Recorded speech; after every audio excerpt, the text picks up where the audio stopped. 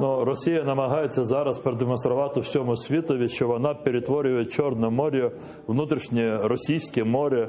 Це всім відомо. І про це має в першу чергу дуже великі занепокоєння бути у країн-членів НАТО, Туреччини, Болгарії, Румунії. Зрозуміло, про це ми маємо бути дуже пильними, як українська держава, Чорноморська держава, Грузія, інші.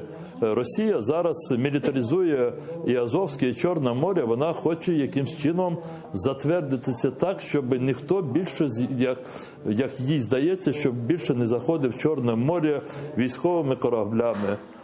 Йде звичайна класична мілітаризація цього басейну. На вашу думку, ціллю Російської Федерації, анексуючи Крим, було перетворення Кримського півострову саме на таку бойову базу, на такий собі плацдарм?